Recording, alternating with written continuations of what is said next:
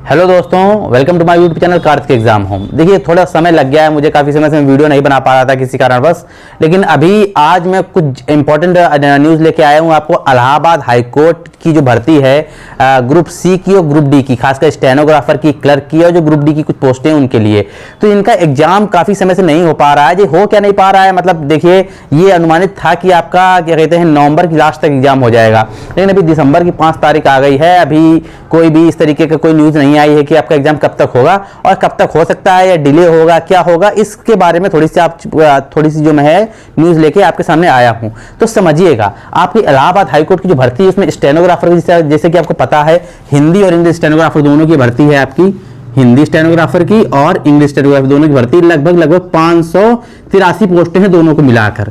ठीक है, क्लर्क की और पेड अप्रेंटिस की जो भर्ती है, क्लर्क और पेड अप्रेंटिस की मिला के लगभग मैं अप्रॉक्स बता रहा हूँ, अप्रॉक्स का मतलब 1050 के आसपास है, शायद 1052-53 करके है। उसी प्रकार से ग्रुप डी की कुछ भर्ती है, ग्रुप डी में जैसे ड्राइवर होगा, खलासी हो गया, माली हो गया, ठीक है, अर्दली हो गया, इन सब चीज़ों की भर्ती है। तो इसका एग्जाम कब तक होगा? देखिए सबसे बड़ी बात यह है, इलाहाबाद हाईकोर्ट क्या करता है कि जो सबसे अच्छी बात इलाहाबाद हाईकोर्ट के अंदर ये है, वो क्या करता है कि जैसे ही वो भर्ती निकालता है उसके 1-1.5 महीने के अंदर एग्जाम करा देता है। तुरंत उसका जो अगला प्रोसेस होता है, टाइपिंग का हो या किसी और चीज़ का हो या मतलब स्किल टेस्ट हो, तुरंत वो करा देता है, तुरंत डॉक्यूमेंट वेरिफिकेशन और इसके बाद तुरंत मेडिकल करा के ज्वाइनिंग दे देता है। मतलब पुलिस वेरिफिकेशन कराने से पहले ही वो ज्वाइनिंग दे देता है। इस तरीके से इतनी स्पीड से काम करता है इलाहाबाद हाईकोर्ट कोई भी जब भी अपनी भर्ती कराता है। लेकिन इस बार क्या हो गया, पिछली 2 भर्तियों के बारे में आपको बता दूं, थोड़ा सा मैं आपको रिमाइंड करा देता हूं।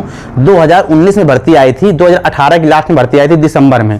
ठीक है, दिसंबर मैं आपको पूरा शेड्यूल बताता वो चल रहा हूं मैं, क्यों इसलिए वीडियो लेके आया हूं ये भी समझ लीजिए।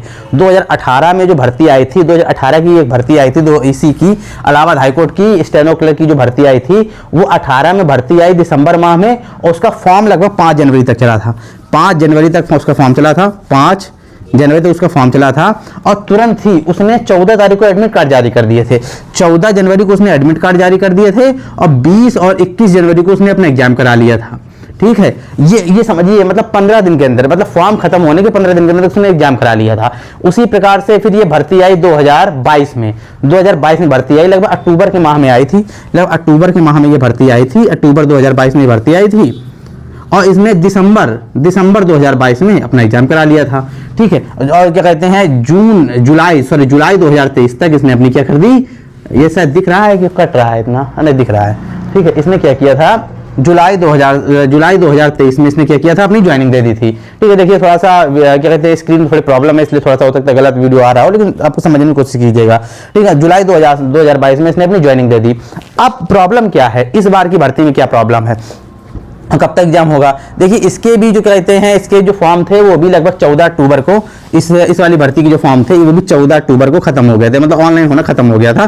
14 अक्टूबर के पहले उन्होंने, आज 24 अक्टूबर के पहले ऑनलाइन, मतलब 24 अक्टूबर तक इसके ऑनलाइन फॉर्म चले थे, 24 अक्टूबर को उन्होंने खत्म कर दिया था। मैं आपको शायद रिमाइंड नहीं करा पा रहा हूँ, हाँ 24 अक्टूबर तक शायद चले थे, हाँ 24 अक्टूबर तक ही चले थे। ठीक है, और क्या कहते हैं इसके बाद क्या हुआ, अभी ये कहा गया था कि नवंबर की लास्ट तक एग्जाम हो जाएगा, लेकिन नहीं हो पाया, दिसंबर चालू हो गया।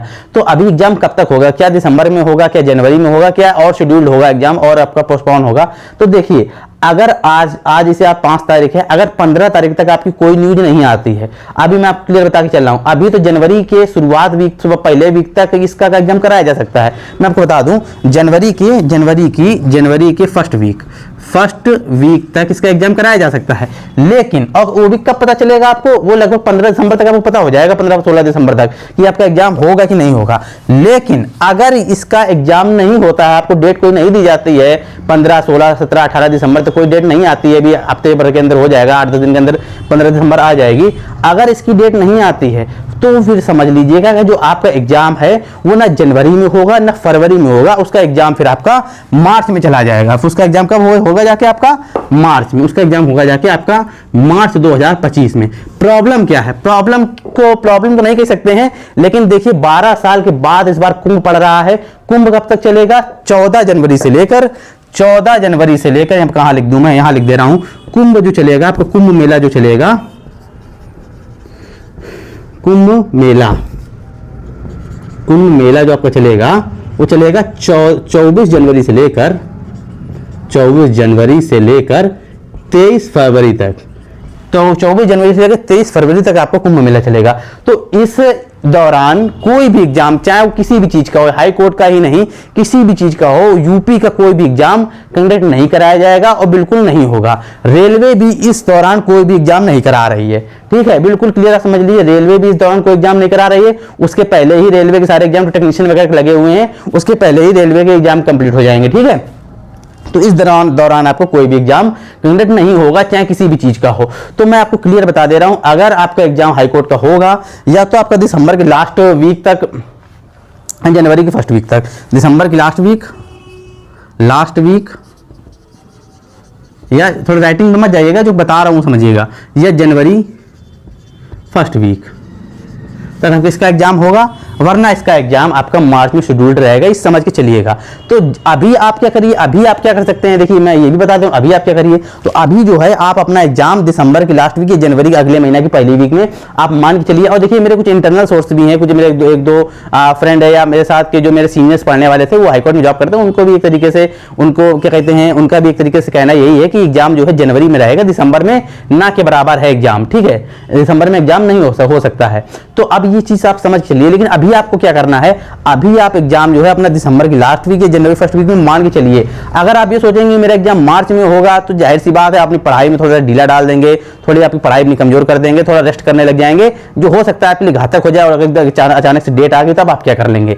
तो अभी जो है अपनी पढ़ाई आप पूरी जोर शोर से करिए, पूरा ध्यान आप इसी भर्ती के रिटर्न एग्जाम पर दीजिए। बाकी स्किल टेस्ट, डॉक्यूमेंट वेरिफिकेशन ये तो होता रहता है, बाकी बाद में चीजें होंगी, लेकिन अभी जो है फिलहाल आप रिटर्न टेस्ट पर अपना फोकस करिए।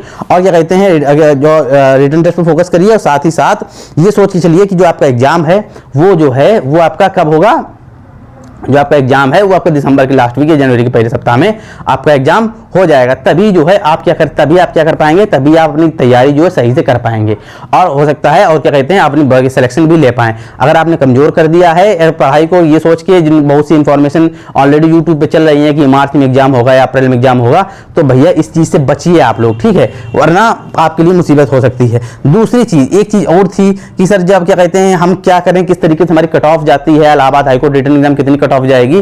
तो मैंने देखिए पहले ऑलरेडी इसके वीडियो बना रखे हैं, जब पिछली बार भर्ती हुई तब भी मैंने इसके वीडियो बनाया था, लेकिन अभी मैं आपको एक डिटेल मतलब एक ओरल सोल्यूशन दे देता हूं कि कितना लगभग आपका कट ऑफ रहेगा। जैसे कि आपको पता है स्टेनो क्लर्क मैं दे रहा हूं, ग्रुप डी वालों को मैं नहीं दे रहा हूं, क्योंकि ग्रुप डी में मैंने इतना ध्यान नहीं दिया है। स्टेनो क्लर्क मैं आपको बता दे रहा हूं। तो स्टेनो क्लर्क वाले जो कैंडिडेट हैं, स्टेनो वाले,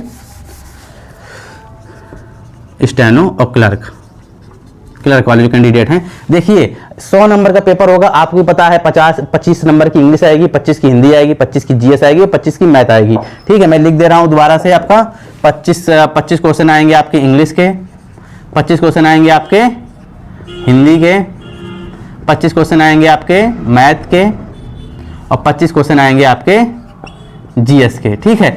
ये 100 नंबर का आपका पेपर होगा, 100 नंबर का होगा, 100 क्वेश्चन होंगे, हर क्वेश्चन 1 नंबर का होगा, कोई निगेटिव मार्किंग नहीं है, मतलब आपको 100 में 100 करके आने ही आने हैं। तो अभी आपकी कट ऑफ कितनी जाएगी, देखिए अगर आपको एक तुलनात्मक रूप से आपको बता दें, इसमें कोई नॉर्मलाइजेशन वगैरह नहीं होता है, एक ही शिफ्ट में एग्जाम होगा, जिस चीज का होगा वो एक ही शिफ्ट में एग्जाम होगा, तो नॉर्मलाइजेशन की कोई बात ही नहीं है। तो अगर आपको क्या कहते हैं रिटर्न एग्जाम क्लियर करना है, अगर आप जनरल, तो ये आप मान के चलिए अगर आप जनरल कैटेगरी से फाइट कर रहे हैं, जनरल कैटेगरी से आपने फॉर्म डाला हुआ है, तो आपको क्या कहते हैं नॉर्मल आपको स्टेनो के लिए लगभग 72 नंबर के आसपास लेके आने पड़ेंगे।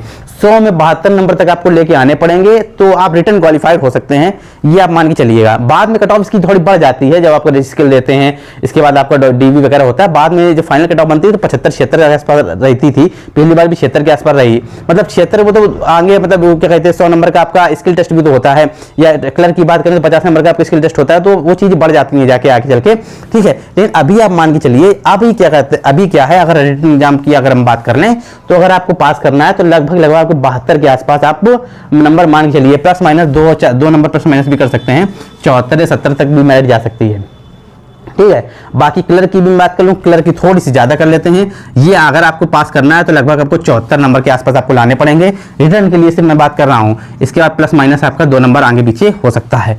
तो ये मैंने सिर्फ जनरल कैटेगरी बताई, बाकी चीजें, बाकी जो कट ऑफ है ईडब्ल्यूएस की, ओबीसी की, एससी एसटी की, ये तो खैर जनरल से कम ही रहती है, 1-2 नंबर का खैर कोई ज्यादा फर्क नहीं रहेगा, जनरल ओबीसी में तो कोई ज्यादा फर्क नहीं रहेगा, लेकिन 1-2 नंबर का फर्क रहता है, कम ही रहेगा, जनरल से कोई ज्यादा नहीं रहेगा। तो मैंने आपको जनरल की बता दी है। बाकी क्या चीजें कैसे होती है मैंने आपको ऑलरेडी वीडियो बना के बताया हुआ है, अगर आप प्रश्न करेंगे या आप कमेंट सेक्शन में कोई चीज़ पूछेंगे तो मैं कमेंट में उसका जवाब जरूर दूंगा।